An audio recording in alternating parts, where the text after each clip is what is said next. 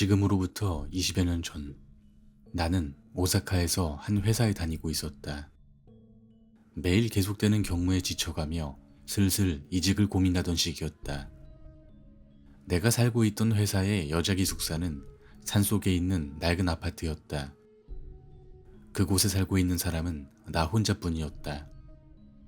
회사가 집세 대부분을 부담해 주었고 조용하고 환경이 좋아서 그곳에 살고 있었다. 어느 날 경무를 마치고 밤늦게 녹초가 되어 집에 돌아왔더니 내 방에 불이 켜져 있었다. 처음엔 내가 끄는 걸 잊었나 싶었지만 그 이후에도 집에 돌아오면 방에 불이 켜져 있는 일이 반복되었다. 총무부의 말에 점검을 받았지만 이상은 없다고 했다. 그 아파트에는 일반 계단 외에도 비상 계단이 있었고 내 방은 비상 계단 옆에 있었다. 그래서 나는 녹초가 되어 돌아올 때면 아파트 왼쪽 끝에 있는 비상 계단을 이용해 방으로 들어가곤 했다. 그날도 여느 때와 같이 지친 몸을 이끌고 비상 계단을 올라 비상문을 열었더니 사람이 있었다. 그 사람을 본 순간 나는 온몸에 소름이 돋는 한기를 느꼈다. 거기 있던 건 여성이었다. 하지만 내가 아는 사람은 아니었다. 본 적도 없는 엄청나게 키가 큰 여성이었고 하얀 프릴이 달린 원피스를 입고 있었다. 게다가 그 원피스는 매우 더러워져 있었고 여기저기에 마른 나뭇잎이 붙어있는 상태였다. 더러운 흰 구두와 구멍난 스타킹, 푸석푸석한 긴 머리에는 낡아빠진 리본이 묶여 있었다. 갈 곳 없는 노숙자가 이 아파트에 들어왔다고 생각하며 방으로 들어가려고 가방에서 열쇠를 꺼낸 순간이었다.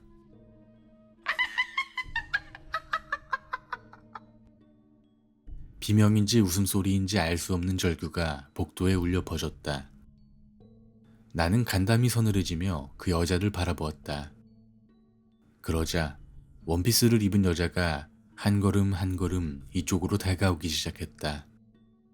어두운 복도 속에서 그녀를 자세히 보니 피부는 이상할 정도로 하얗고 눈 주위는 더러워져 움푹 들어가 있었다.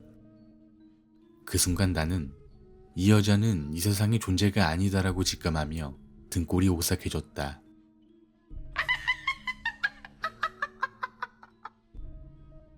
다시 날카로운 소리가 그녀에게서 나왔고 나는 위험을 느껴 비상문 밖으로 뛰쳐나갔다. 흔들흔들 움직이는 그녀의 그림자가 비상문 창문에 비쳤던 순간 그녀가 비상문에 부딪히는 엄청난 소리가 비상계단에 울려 퍼졌다. 기도하는 마음으로 비상문 손잡이를 꽉 잡고 있자 그녀의 그림자가 창문에서 멀어졌다. 잠시 후 나는 두려운 마음으로 비상문을 살짝 열고 복도 저쪽을 살펴봤다. 그녀는 아직 거기에 있었지만 나에게 등을 돌린 채 복도 저편으로 흔들흔들 걸어가고 있었다. 그 순간 지금이 아니면 그녀의 눈길을 피할 수 없다는 직감이 나를 관통했다.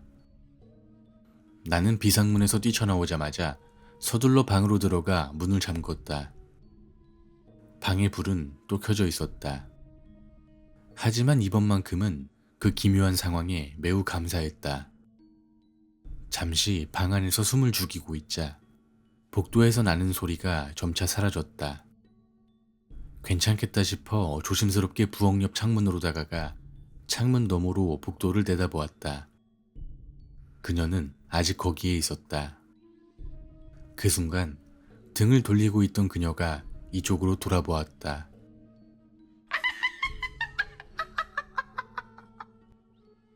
또다시 그 절규가 복도에 울려 퍼졌다. 나는 들켰다고 생각했다. 방으로 도망친 것을 후회했다. 문을 잠그긴 했지만 그녀에게 들키면 도망칠 곳이 없기 때문이다. 나는 이불을 머리끝까지 뒤집어 쓰고 덜덜 떨고 있었다. 그 틈 사이로 부엌 창문을 엿보니 하얀 그녀의 어깨 부분이 창문에서 보였다. 그녀가 아까와 마찬가지로 비상문에 부딪히는 소리가 들렸다. 너무나 두려운 나머지 나는 눈물을 흘리며 떨었다.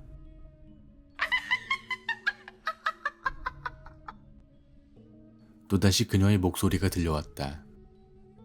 나는 이불 틈 사이로 창문을 엿보았다. 더러워진 그녀의 원피스를 보고 깜짝 놀랐다. 아까 창문에 비쳤을 때는 분명히 그녀의 어깨가 보였었다. 하지만 지금은 어깨가 보이지 않았다. 괴물처럼 키가 컸던 그녀의 어깨가 갑자기 늘어난 것처럼 보였다. 그 순간 그녀의 모습이 창문 앞에서 멈췄다.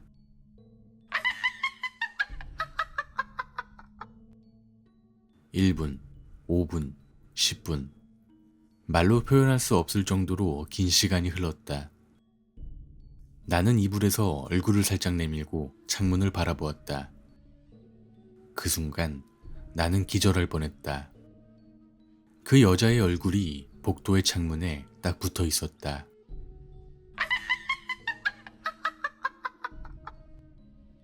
드디어 들켰다. 그 여자의 양손이 창틀에 걸렸고 절망감이 나를 엄습했다. 금소금이 들려왔다. 동시에 창문에 붙어있던 원피스를 입은 여자조차 움찔하며 몸을 떨고 있었다. 그 금소금이 다시 한번 들리는 순간 이번에는 낮고 굵은 남성의 목소리가 불경을 읊기 시작했다. 나는 정신을 차리고 다시 창문을 바라보았다.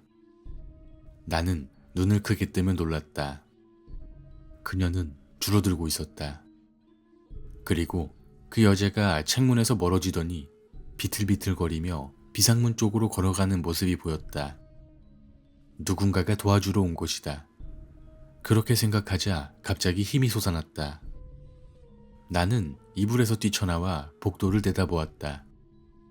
그곳에는 반원형의 삿갓을 쓴 승려가 서 있었다. 얼굴은 삿갓에 가려져 보이지 않았지만 차림새는 여자와 마찬가지로 더러웠다.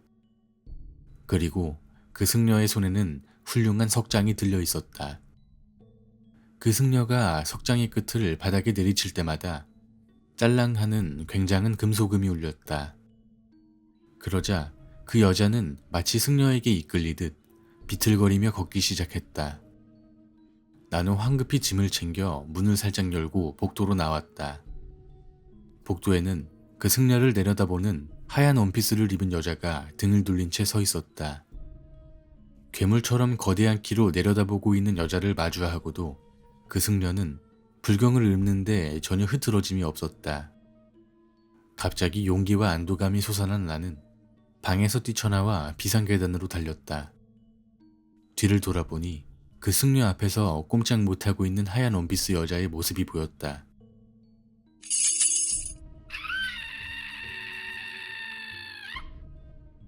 승려가 석장을 바닥에 내리칠 때마다 그녀는 움찔하며 떨고 있었고 그때마다 그녀의 기가 점점 줄어들었다. 틀림없었다. 승려가 석장을 울릴 때마다 그녀는 작아지고 또 작아지고 점점 작아지고 있었다. 더 이상 보면 안 되겠다 싶어 나는 아파트를 뛰쳐나왔다. 아파트를 멀리 떠나 필사적으로 달리고 있던 중 문득 몸이 가벼워지며 이제 괜찮다는 안도감이 온몸을 풀어주었다. 그 승려의 석장 소리가 멀리서 작게 들려왔다.